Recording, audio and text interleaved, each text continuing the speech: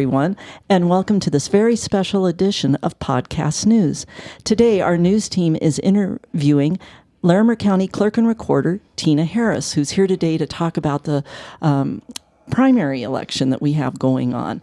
And with me today are my cohorts, and I'll let them introduce themselves.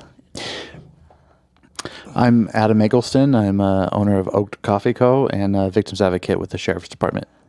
Good afternoon. My name is James Sims. I'm here as a board member of Fort Collins Public Media. And of course, we have the wonderful Tina Harris with us. So welcome, Tina. Thank you so much for coming. Oh, thank you for having me. I'm very excited to be here. Oh. And I'm really looking forward to talking to you a little bit about our office because there's so many fun and exciting things that go on over there. And I know that most people see us as maybe not so much fun. It's like you have to come to our office, right? But we tried to make it as easy and as efficient and a little bit on the fun side too, even though it's serious. Well, one thing that I've appreciated, we've been trying to get our license plates for a new to us vehicle, and we made an appointment, and that was so nice. Yes. That's really a great feature to have. That's one of the things, that's what we heard most Well, let me just tell you a little bit about how I got started here. I was going to ask you that. Yes, because I think I was going to put the cart before the horse there for a minute.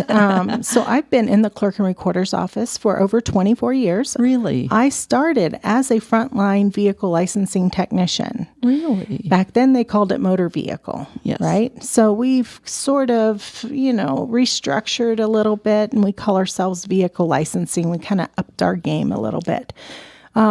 The first thing that I noticed as a vehicle licensing technician when I started there is, so many people always questioned, why do I have to wait in a 30-minute line for a 2-minute transaction? Well, that got my wheels rolling, right? And so we started coming up. A lot of the innovations that you see in the office are from some ideas that I have come up with over the years. And so I really worked hard to even change the culture of the office because I will say I have a vision of what I would like our local government to look like. And so I work towards that every single day. And what is that vision? It is efficient service, providing very good resources, not turning people away, changing the message really. Instead of saying, no, I can't help you today. It's more like, this is what I can do for you today based on what you're bringing in, what you have, so we've worked really hard to change that culture. And that's part of our training. We've incorporated that into our training. I even developed our training program. Wow. And that was back, I can't say how long ago, probably 2014 or so. So maybe 10-ish years ago. Yeah. So we've worked really hard to provide those efficient services. A lot of the transactions you can do by phone now. You don't have to come into our office. If you have a renewal, please don't come in. We'd love to see people, but if you don't have to come in, don't come in. We have very convenient kiosks and King Supers. There's 3 locations. Really? Yes, you can call us on the phone. That's part of one of the innovations that I came up with is our phone tag service. So many of the transactions you can do over the phone and you don't even need to come in. Recently, in October of last year, we actually incorporated, I don't want to say incorporated, but we offer a callback feature. So we changed our phone system so that we can offer a callback feature. We save anywhere from 30 to 40 hours of hold time a month. Wow. Can you believe that? Wow, that's so impressive. Yeah. So when you call in and you select that option, then it saves your place in line and we'll give you a call back. Nice. Yeah. Nice. Very good. Very good. Yes. So I do have a question. What else do you do other than the driver's license? What else do you do personally? Well, we don't do driver's license. I'm sorry. Yeah. license plates. License plates. So the other thing that we do is we have our recording department, right, where we record land title records. So anytime you buy a home, finance a home, take out a mortgage, those documents come to our office for recording and they become public records. So basically, we are the file cabinet for Larimer County, right? We also are clerk to the board. So all of the commissioner meetings on Tuesdays, they're admin matter meetings. We record those and make those available for public record. So those are out there for all time. We are also part of the Board of Equalization. We act as the Board of Equalization. And so when folks want to protest their property taxes, we are the ones that schedule those appointments with the referees.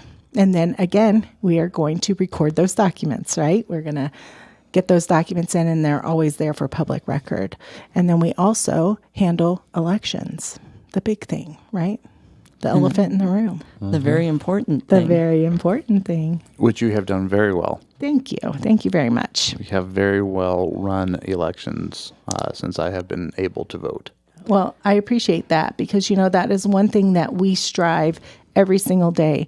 Follow those laws and rules and make sure that we have everything, all of our I's dotted and our T's crossed, because we need to, that gives the public the confidence, right? Mm-hmm. Yes. The other thing, no matter what you are doing in the clerk's office, we don't allow any sort of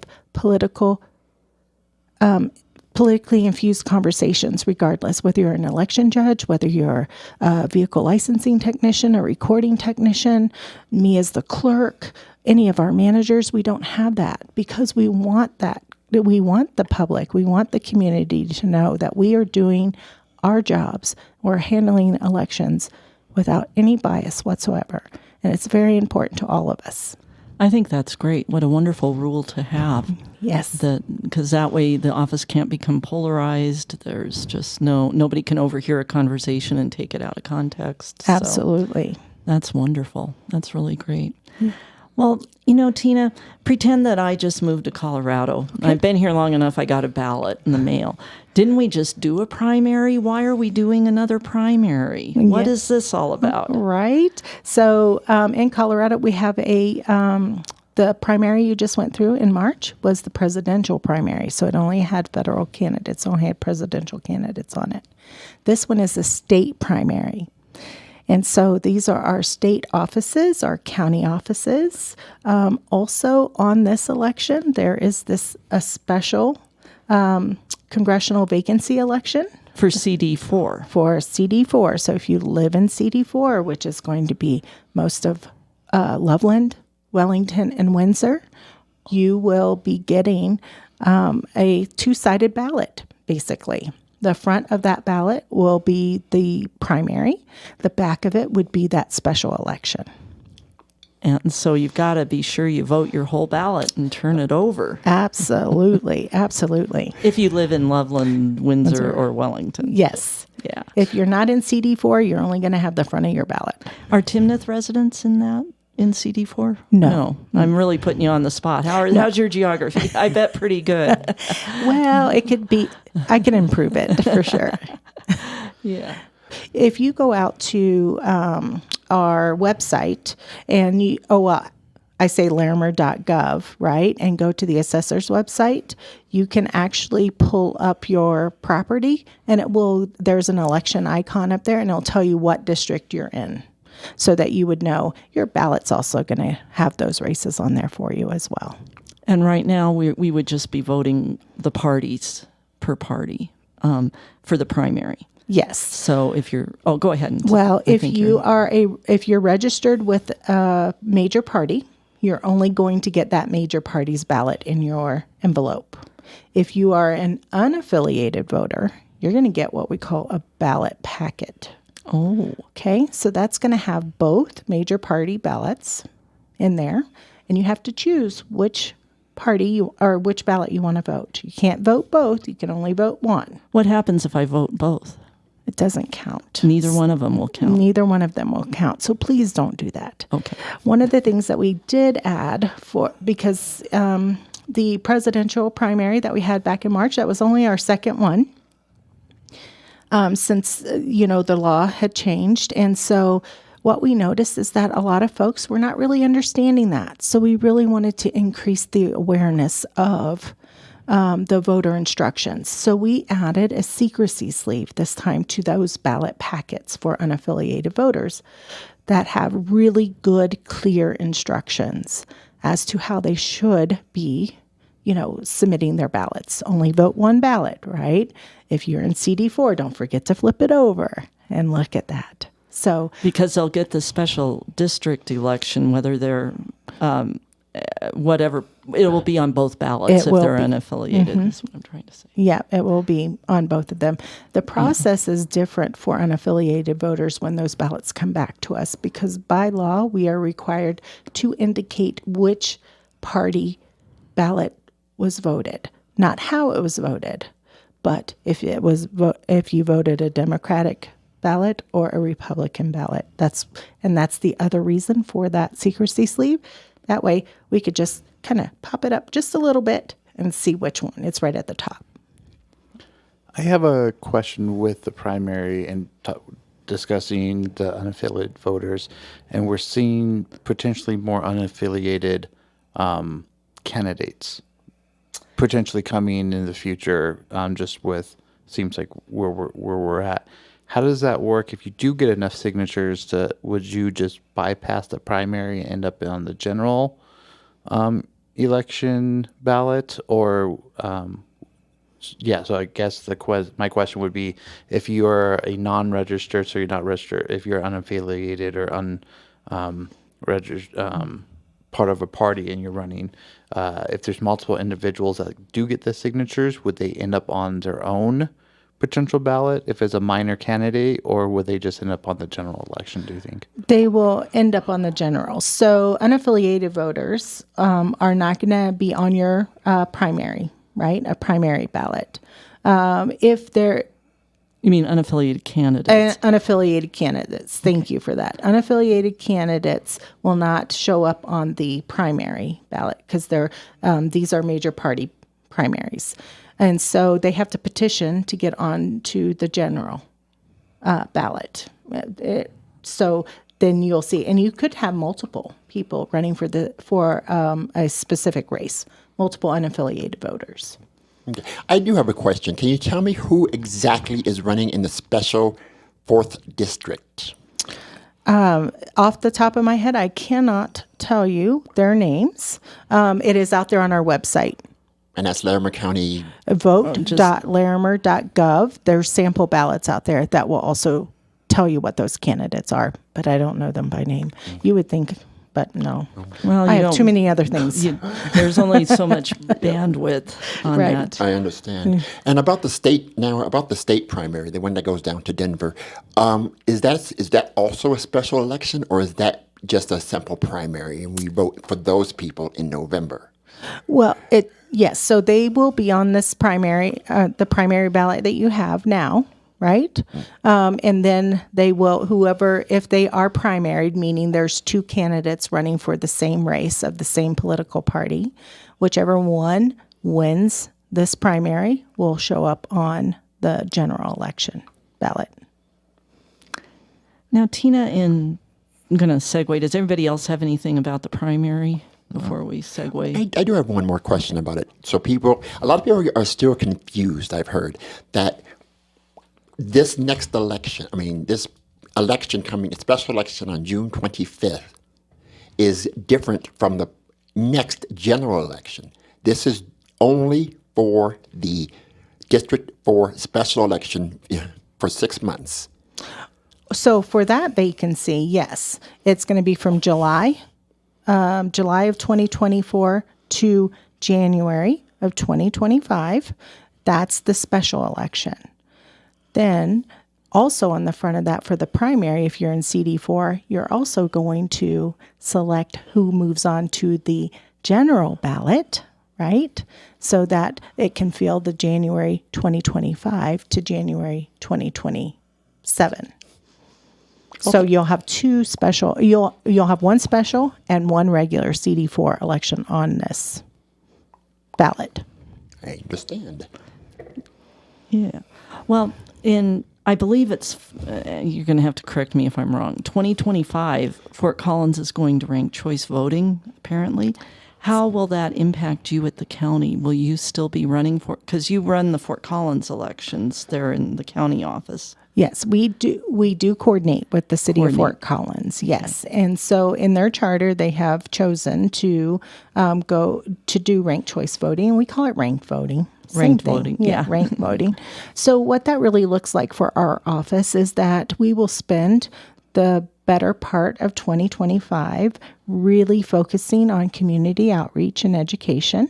We will be making sure that we have our processes in place, right, to accommodate that. We don't really know what it's going to look like. Boulder County recently did an election, a ranked voting election. And so we will be working pretty closely with them to learn, just to ask them what lessons, get their lessons learned, right? So that we can really focus on making sure or ensuring that we have our processes in place. Do you have time to explain exactly what ranked voting is? Well, it's where you get to make multiple choices. You have to have 3 or more candidates, and then you get to choose what's your favorite, your next favorite, your third favorite, your fourth favorite. And then as it goes through the counting process, once a candidate, if no candidate gets like 50% of the vote, then it goes to the next round. And so then, it's a pretty complicated process for sure. I would say it's complex, but it is going to continue to go from round to round until one of those candidates have 50% of the vote.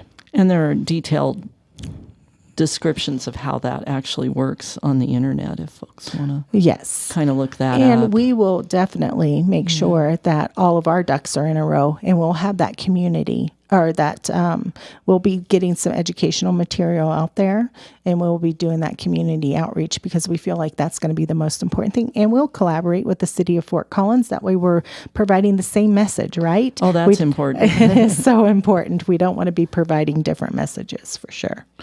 Do you feel with ranked choice voting, and then just with the potential length of the ballot for the general election ballot in 2024, are you seeing or have any thoughts on, the length of the ballot just getting too long to be comprehensible for the average voter? Because there seems to be more and more added on and more nuance to each of those ballot items and different election office. How would you approach, or how is your department approaching maybe that fear that, even with the Blue Book's getting quite long, which I absolutely love the Blue Book, but I'm also a geek, so it works out okay. But how do you feel like with, this coming election November seems to probably a fairly lengthy ballot, and then you add the ranked choice voting on different ballots moving forward. How do you maybe prevent or help reduce any voter fatigue? Yeah, that's a great question. Absolutely. We would love for our voters, or our ballots, not to be more than 8.5 by 11, right? Because we can easily do front and back for sure.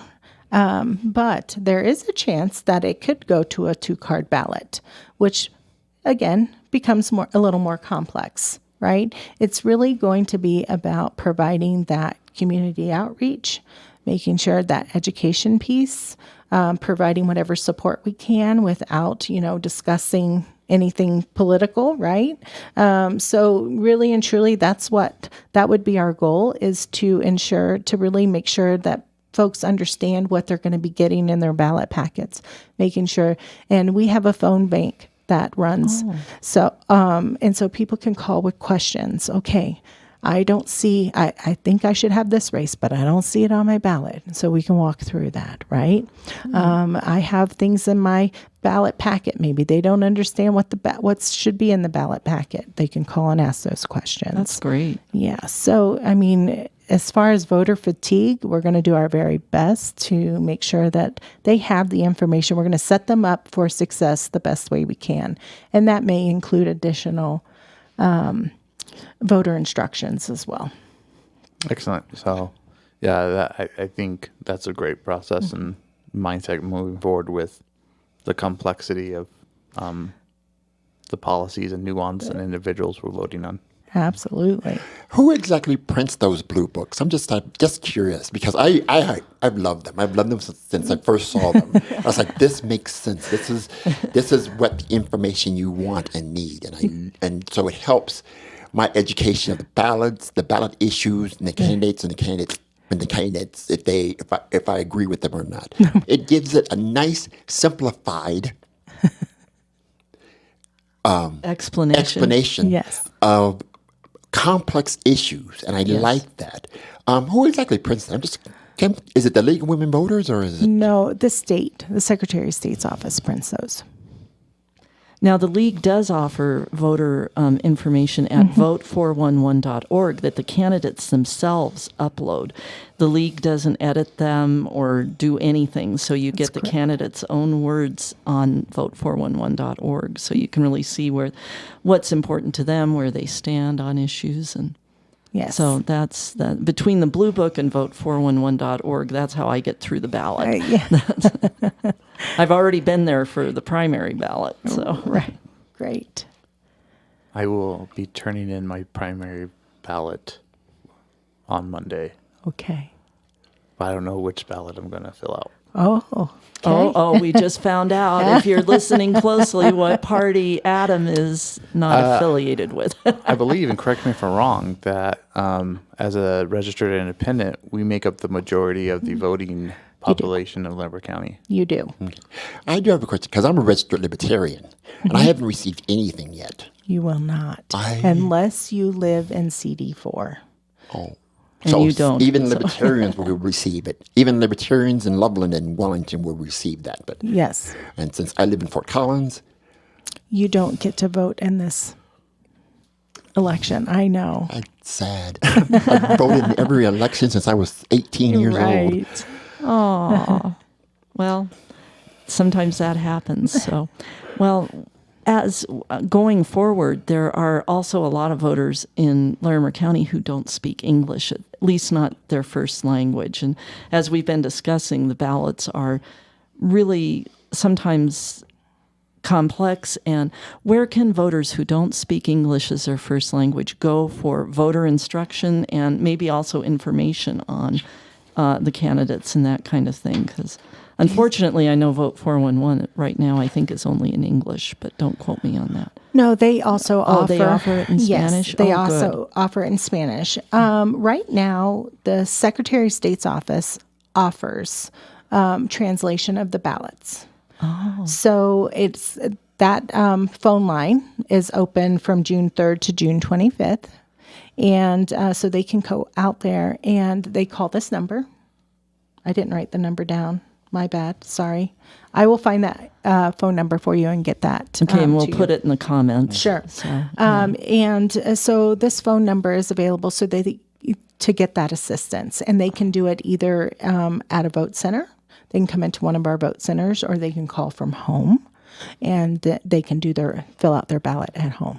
that's one thing I've really loved about the mail-in ballots is Yes. being able to sit at my kitchen table and take my time and really think about what I want to say and do. And Yeah, mail ballots, that's an equalizer, right? So It even is. for those who are not able to maybe read, right, Yes, the that's English, true, too. they Yeah. probably have someone in their family that can really help them with that, right? Yeah. Can you ensure there's still misinformation about mail-in ballots? Could you explain it so that people are more relaxed and trusting of the process? Sure.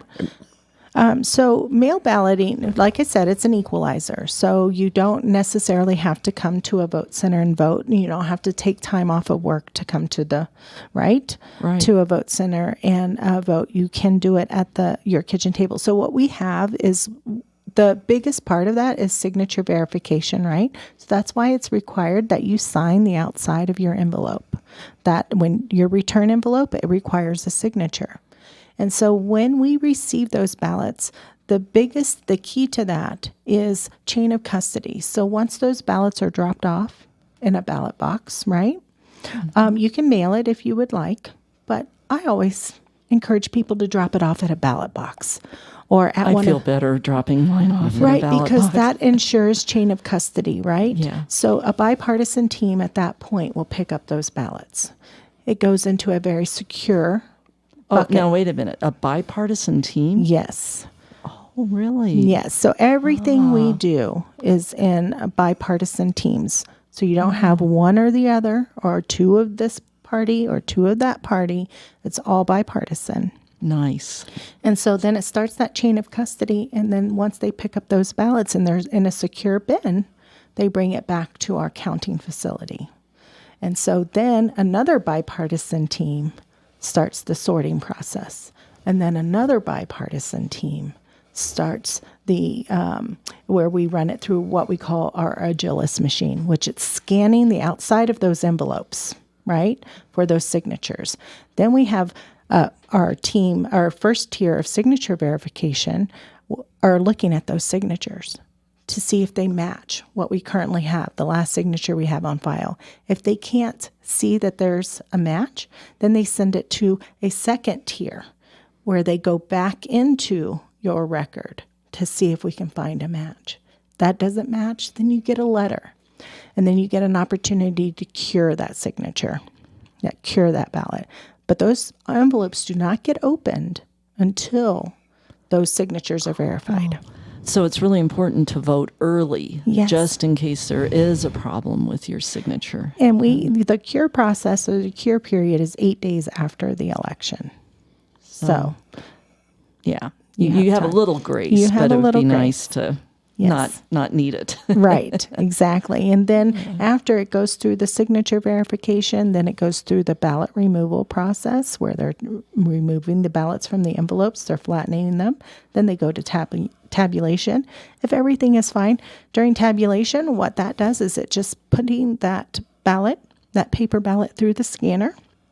So it scans a copy of that ballot. So it's scanning that image. It's also tabulating it. If there's any unusual marks on your ballot, then it goes to adjudication, where wow. you have a bipartisan team looking at voter intent. Okay, so they're going to try to determine how that voter voted. So you have a bipartisan team making that decision.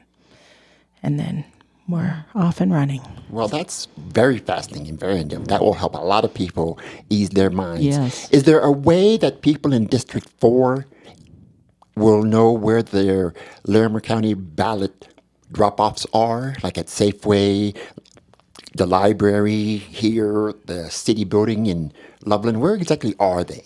We have quite a few locations where you can drop off your ballots. If you go to vote.larimer.gov, it'll tell you exactly where all the drop boxes are. So we have one at Loveland Police and Courts. We also have one at our county building there at 200 Peridot Avenue. So we have quite a few ballot drop places there, drop-off boxes. Yeah. There is one even at the Restore, Habitat for Humanity on College. that's right. I've seen that one. 287. Mhm. So we have multiple. Yeah, we always use the one at the police station because that's just on Timberline. That's my close That one. is our busiest one. We just Really? opened a new one, not very far from that. We just installed a new drop box at Epic. Oh, really? So it's at that that park, Epic Park. It's right in there. By the skating rink and the Yes. swimming pool. Yeah. We were trying to, kind of give people other options in that area because that's our busiest drop Really? box. Yes. I would have thought the courthouse one was the... It can be busy, but not like the police and courts. Really? Yes. I drop off my ballot, then get coffee, so it works out perfect. Nice. I drop my app at the library and on Harmony, the Front Range Library. yeah, we I have one love there. that one because I get to read books and study, and then I drop that off, and I love going there. What's that called? Combining trips or Yes. something. Yeah, Right. you're getting coffee, he's getting books. I'm going to the police station. I don't know. What do you get there? Yeah. Sometimes you can drop off drugs there, though, too. So I'm really going off the rails. Sorry, Tina. What exactly is the training that's involved for the people that are looking at my signature? I have for example, I have a very bad signature. Yeah. And how will they determine? It's like, oh wait, this is either a forgery or he has ADHD. How do you determine? How does that person determine? Or an injury, right? Yes, I have an injury. I have an injury. People's signatures change over time. You will never sign your name exactly the same every single time. So there's a very robust training that our signature verification judges go through. And this is something that is provided by the Secretary of State's office. And so they are looking for common characteristics in your signature. So I tend to make my T pretty similar, and I tend to make my H pretty similar, right? But the rest of it could be just scribble here and there, right? But there's common characteristics in everyone's signature that really lends to, is this a good signature, or is this one we should be questioning or looking into further?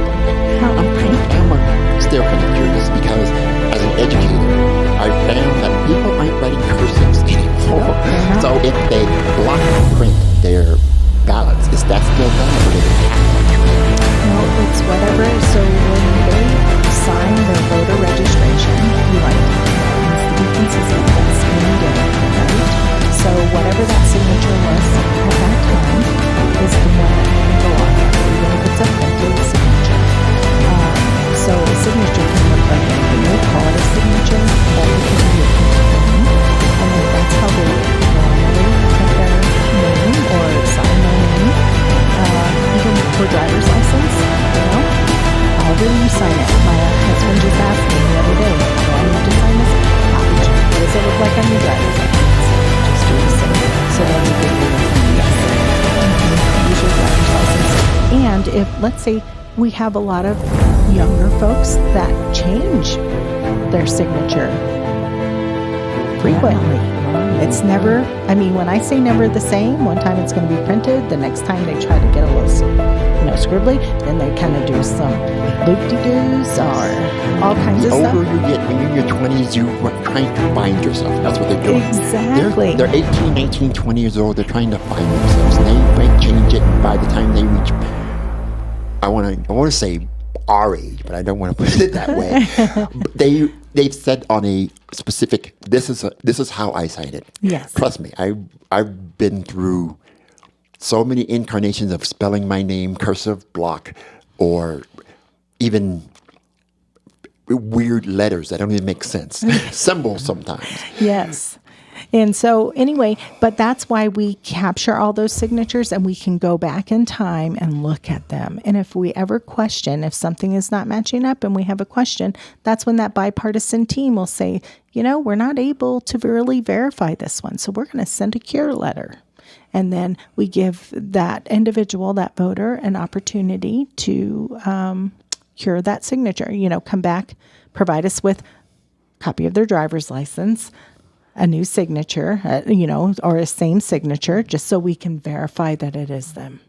Nice. Yeah. And this is the fourth or fifth presidential election that's been mail-in ballots. It was since 2013. 2013, so Yeah. 12th, fourth, third, at Yeah. least, yeah. So it seems to work very well. It does. It does. So how has your department stayed kind of above the brim? Because it seems like there's been a lot of communication and misinformation about election integrity recently, but it doesn't seem like you've changed anything, which is good because it seems like it's been working for, well before any controversy came up. Sure. So how do you help your staff navigate that, or how do you navigate that? Because it seems to be the vitriol and kind of the opinions are becoming more heated. So how do you help your staff and just kind of move past that, the current narrative, especially since it's been, Limerick County's been doing it so well for so long? How do you have any training or systems in place to help you and your staff kind of navigate through that? Well, first and foremost, the folks that we have on our team, especially in elections, they know what those processes are, and they know that there is zero chance of fraud. if anybody is trying to be a bad actor, we're gonna find out very quickly, right?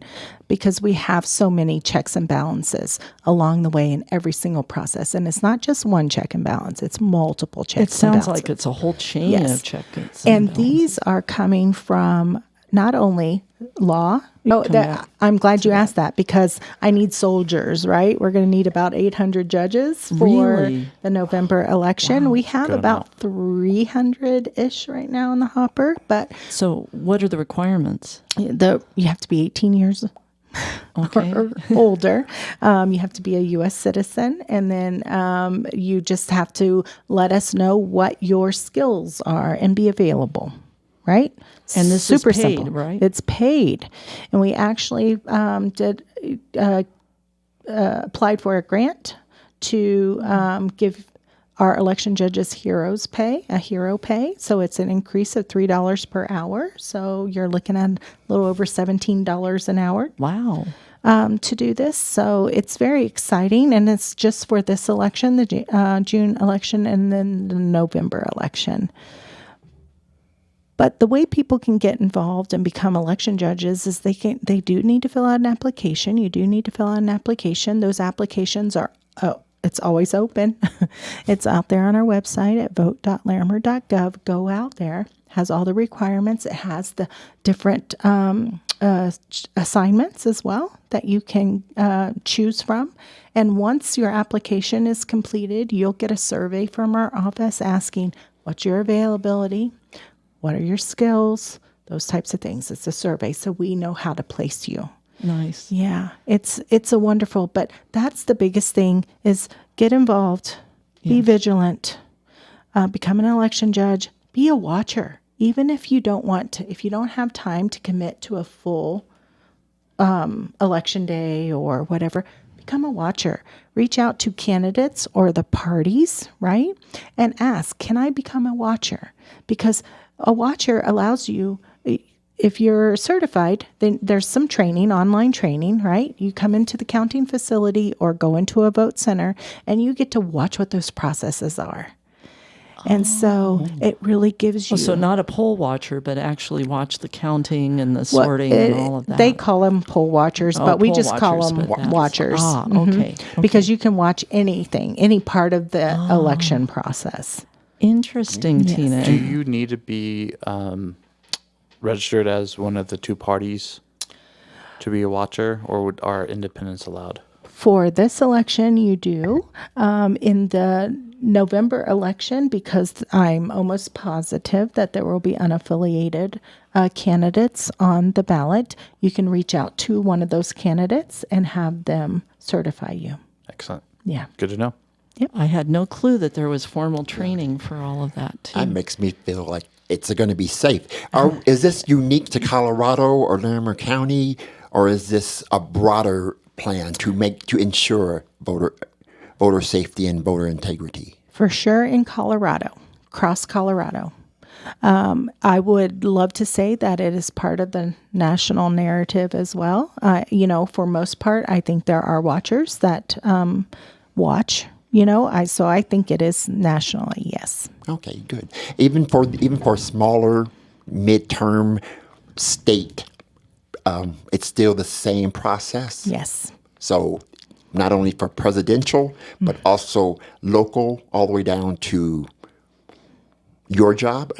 Yes. So even cities, so if municipalities don't coordinate with us, you could even become a watcher or an election judge for that municipality. What their process looks like, I'm not really sure. I can only talk about ours, but if there are municipal elections happening and you're interested in that, you would just need to reach out to the city clerk or the town clerk and get information. So I know Wellington handles their own elections, so Yes. maybe that's something people in Wellington, citizens of Wellington, could do. Yes, and I know that there that's- was probably some watchers, and they definitely had to use election judges, right? Yeah, right. I do have another question about how this, if there is a appointment, like Windsor just recently appointed their new mayor based upon the town board. is that how they're elected? The town board is elected by the citizens, and the town board then elects the mayor in certain townships? Well, usually mayors are elected by the community, the electors of that town, right? And the reason that this mayor was appointed is because the mayor that was elected by the electors, for whatever reason, was removed from his seat, right? And so they have to appoint someone to fill that vacancy. I was appointed. I don't know if you know that or not, but I was appointed. Angela Myers, who was our previous county clerk, she retired early. And so I was unanimously appointed by our Board of County Commissioners to fill the vacancy. And so it's been just now a year that I've been the clerk and recorder for Larimer County. And in order for me to continue with the seat, right, or continue in this position or fill her term, I have to run in this election. Not only in the June election, but also the November election. Well, we're getting close to time here. Adam, maybe we can each take one last question, and then we'll let you close, Okay. Tina. Great. So this is kind of from left field, and this is just because of recent experience. But with the motor vehicles and the emissions testing, there seems to be less and less need as we start moving to more electrified vehicles and hybrids that may not even have catalytic converters. So do you see, or is there any plans long term on how to adjust that need if the need's not there, to move funding or resources to your department, other departments that may be better utilized for that?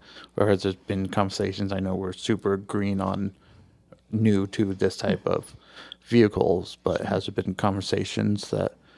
None that I have been a part of. The emissions regulations or requirements is a state requirement. So usually I'm not going to be part of that conversation. They're going to be having that with, amongst themselves at the Department of Revenue. That makes sense. So I think that there's still way more gas-powered vehicles than there are electric, but there is you're right. We're going to probably start seeing, where it's going to start turning, and so they'll make that decision at some point. Yeah, I'm super early in that question, so That's a great question. It really is. thank you. That's why we have him. He asks good questions. Yes. Both of them do.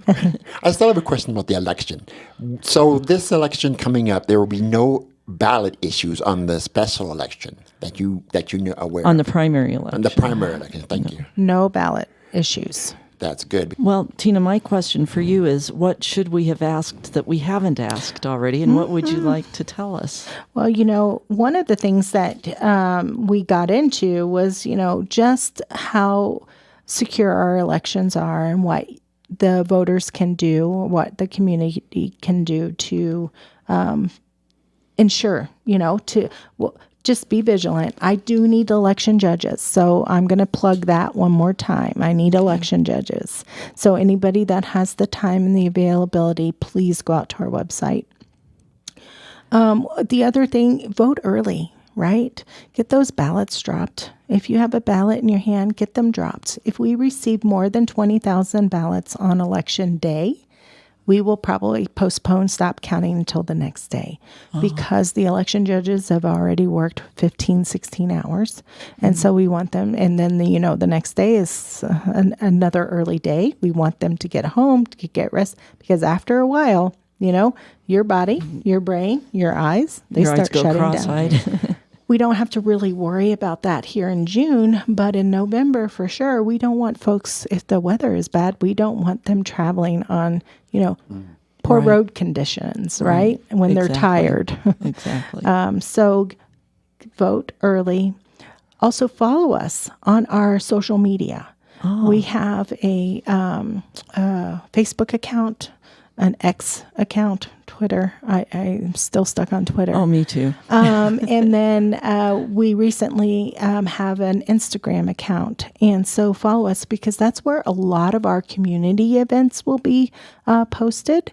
And then, also really good information, like a lot of did you knows, a lot of outreach that we are doing. It also will keep you updated on the progress of the election. Like, are we not going in? Our website will be updated as well, but we received 20,000 ballots, so we're going to postpone, So you can always until- get up to date on where can get where up you to- are in the count. Yes, absolutely. Awesome. That's awesome. I didn't realize that. Yeah. That's great.